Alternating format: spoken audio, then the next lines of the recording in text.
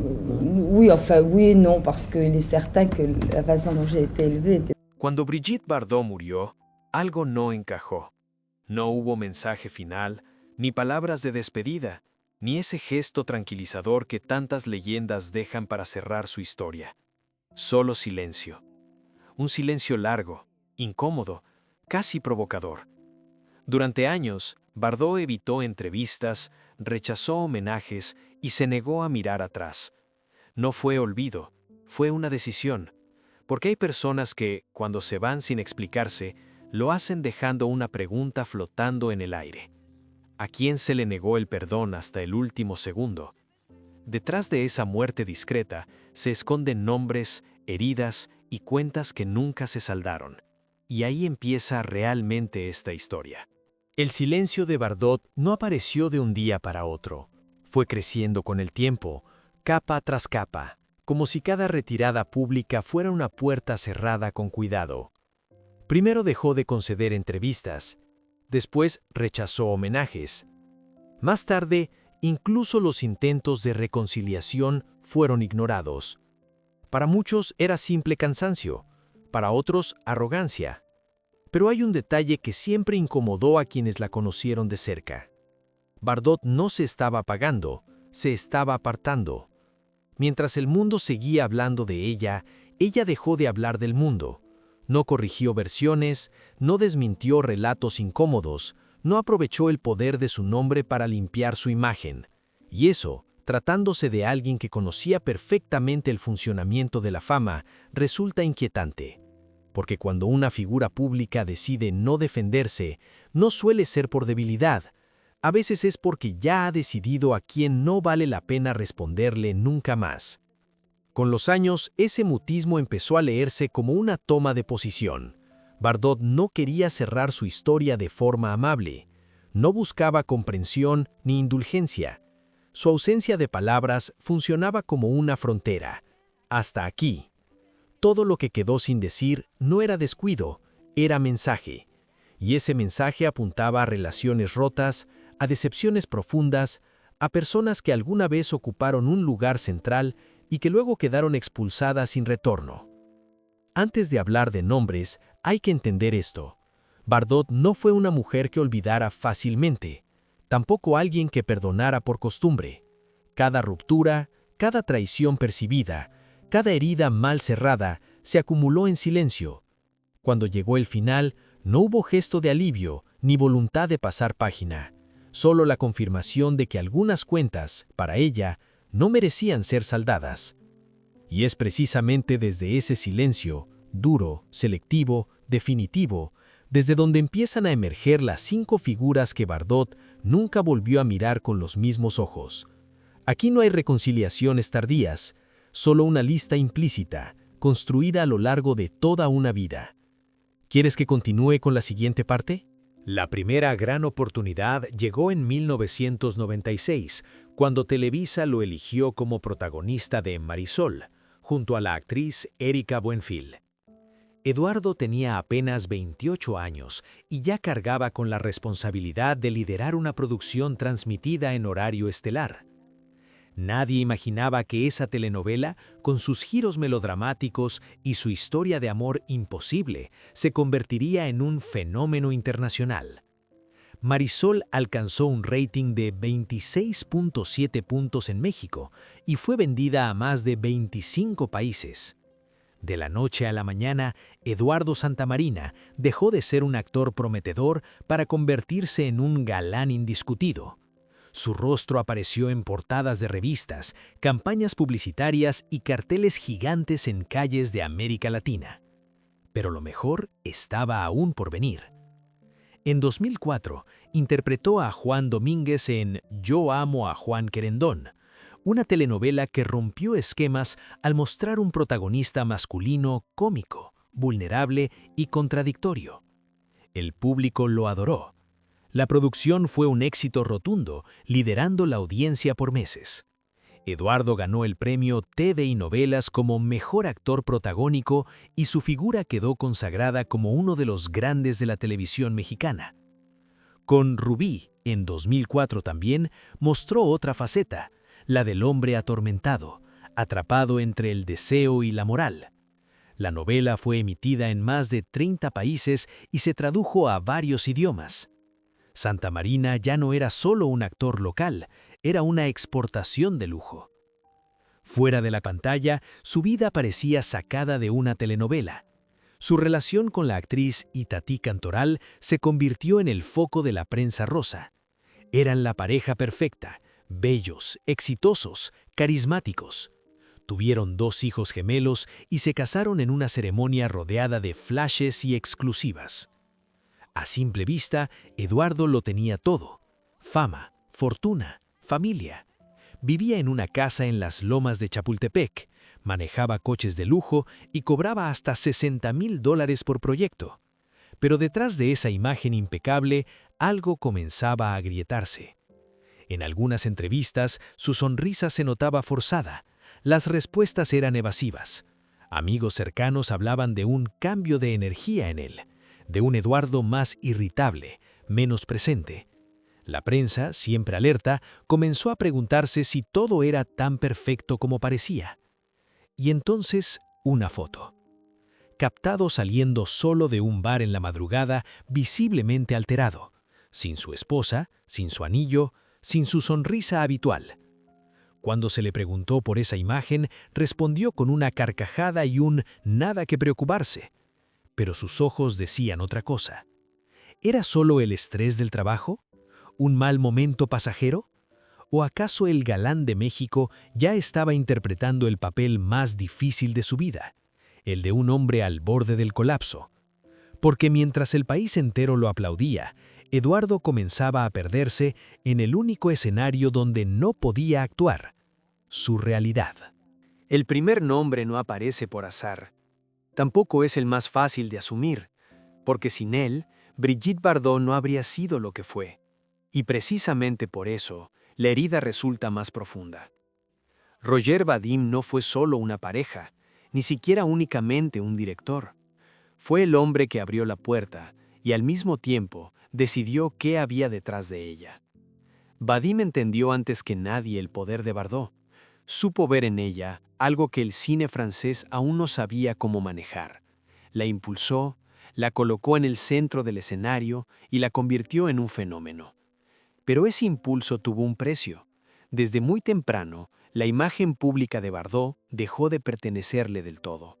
Fue definida, moldeada y repetida hasta volverse una jaula elegante.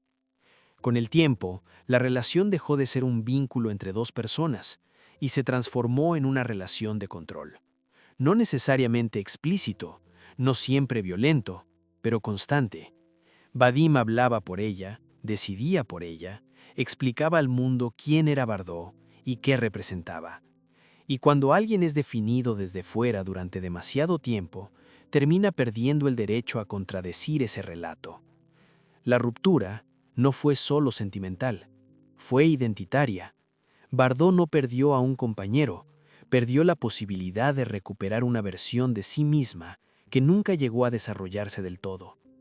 Vadim siguió adelante, su carrera continuó, el mito de Bardot también, pero ella quedó atrapada en una imagen que ya no controlaba, una imagen creada por el mismo hombre del que se había separado. Aquí aparece el punto clave. No se trata de infidelidad ni de desencuentros comunes. Lo que Bardot no perdonó fue algo más profundo. Fue haber sido convertida en un concepto antes de ser reconocida como persona. Haber sido lanzada al mundo sin protección, sin margen de error, sin salida clara. A diferencia de otras relaciones, con Vadim no hubo silencio inmediato. Hubo tiempo para entender, para observar consecuencias, para medir daños. Y fue precisamente ese tiempo el que selló la condena. Bardot comprendió que todo lo que vino después, la presión, la exposición, la imposibilidad de ser anónima, había comenzado ahí. Por eso, cuando decidió apartarse del mundo, ese nombre ya estaba cerrado. No hacía falta mencionarlo, no hacía falta explicarlo. La ausencia de Vadim en cualquier intento de balance final dice más que cualquier declaración. Fue el origen de una cadena, y como suele ocurrir con los orígenes, también fue el lugar donde Bardot decidió no volver jamás. El primer nombre estaba marcado, y después de él, otros siguieron el mismo camino.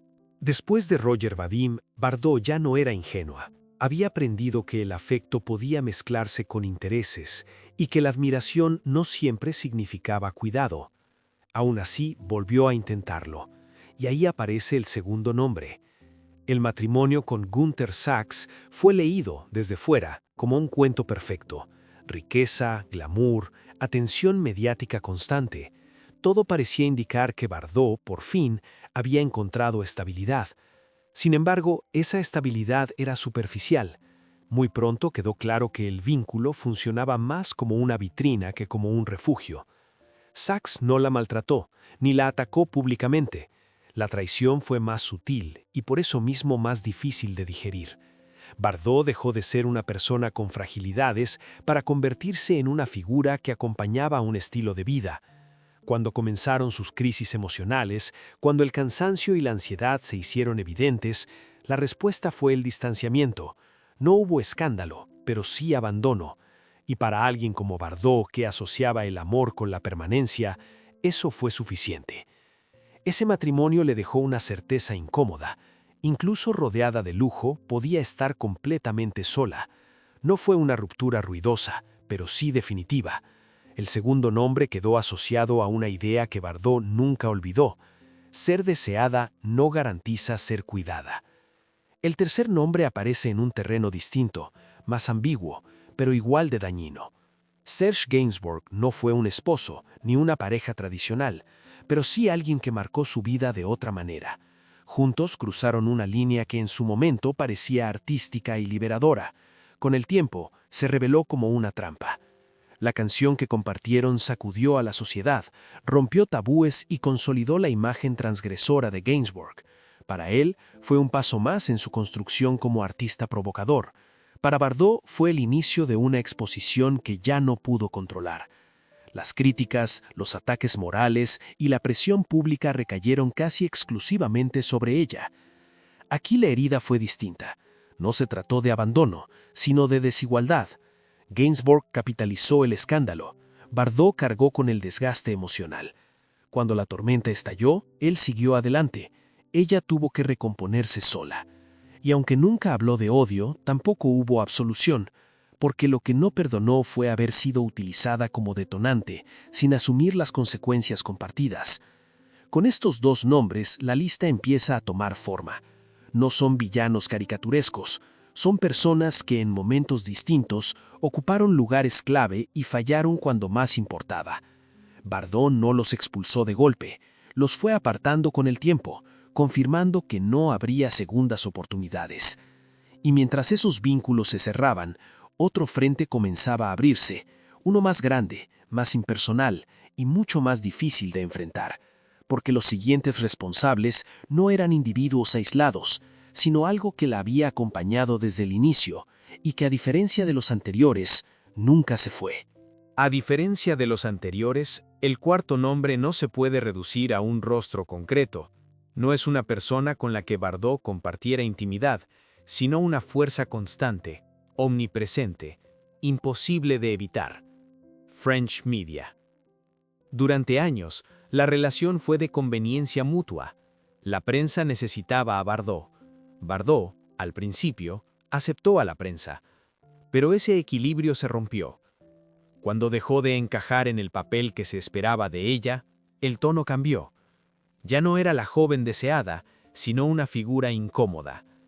Cada gesto era reinterpretado, cada declaración sacada de contexto, cada silencio convertido en sospecha. Bardot pasó de ser celebrada a ser juzgada, no una vez, sino de forma sistemática. Y lo más difícil de asimilar fue que ese juicio no buscaba comprenderla, sino corregirla públicamente. Aquí la traición fue distinta. No vino de alguien cercano, sino de un entorno que ella había ayudado a construir. La prensa no solo contó su historia, la reescribió sin pedir permiso. Y cuando Bardot dejó de colaborar, la respuesta fue el castigo. Invisibilización primero, desprestigio después. Para alguien que había sido expuesta desde muy joven, esta fase fue decisiva. No intentó defenderse, simplemente se retiró. El cuarto nombre quedó marcado como una ruptura total con el espacio público. Y entonces aparece el último nombre, el más incómodo, el que no se puede señalar hacia afuera, el que no admite excusas. Brigitte Bardot no se perdonó a sí misma, no por haber amado, ni por haberse equivocado, sino por haber tolerado durante demasiado tiempo situaciones que la dañaban, por no haberse ido antes, por haber confundido resistencia con fortaleza. Con los años, esa autocrítica se volvió más severa que cualquier ataque externo. Bardot entendió que muchas de las heridas que cargaba habían sido posibles porque ella misma aceptó ciertos límites impuestos por otros. Este último ajuste de cuentas no fue público, no necesitó palabras, se manifestó en decisiones, el retiro definitivo, la negativa a reconciliarse, la ausencia de balances finales. No era culpa, sino lucidez tardía. Y esa lucidez no trajo alivio, sino distancia. La distancia suficiente como para no concederse indulgencia. Con esto, la lista se completa. 5 nombres, 5 rupturas, 5 momentos en los que Bardot decidió que no habría vuelta atrás. No por rencor impulsivo, sino por una suma de decepciones que, una a una, cerraron cualquier posibilidad de perdón. Solo queda una pregunta pendiente. ¿Qué sentido tiene revisar estas heridas después de su muerte? La respuesta no está en el pasado, sino en lo que queda cuando alguien decide no explicarse nunca más. Al final, la historia no trata de 5 nombres aislados. Trata de una forma de vivir y de cerrar. Brigitte Bardot no organizó su vida alrededor del perdón, ni sintió la necesidad de reconciliarse para tranquilizar a nadie. Su salida del mundo público fue coherente con todo lo anterior. Silenciosa, firme, sin explicaciones finales. Y eso es precisamente lo que sigue generando incomodidad, porque estamos acostumbrados a los finales amables, a las disculpas tardías, a las memorias que suavizan conflictos, a los balances que reordenan el pasado para que resulte más digerible. Bardot no ofreció nada de eso. Dejó su historia tal como estaba, fragmentada, llena de tensiones, sin una versión definitiva. Y en ese gesto hay algo profundamente perturbador. Los 5 nombres que marcaron su vida no aparecen en una lista oficial, pero su ausencia en cualquier intento de cierre lo dice todo. No hubo homenajes compartidos, ni agradecimientos retrospectivos, ni gestos de reconciliación simbólica. Cada ruptura permaneció donde estaba, intacta, como si el paso del tiempo no otorgara automáticamente el derecho a ser perdonado. Quizá por eso su muerte no se siente como un final, sino como una interrupción. No hay conclusión clara, solo una serie de preguntas que quedaron abiertas a propósito. ¿Es necesario perdonar para vivir en paz? ¿O hay personas para las que el perdón no es una virtud, sino una renuncia? ¿Hasta qué punto exigir absolución es otra forma de poder? Bardot eligió no responder, y en esa negativa hay una última afirmación de control. No quiso reescribir su historia para que resultara cómoda, prefirió dejarla incompleta, incluso incómoda, antes que falsa. Tal vez ahí resida su gesto final más radical, recordarnos que no todas las vidas están obligadas a cerrar con armonía. A veces lo único que queda es el silencio, y a veces ese silencio dice mucho más de lo que cualquier confesión podría haber dicho jamás.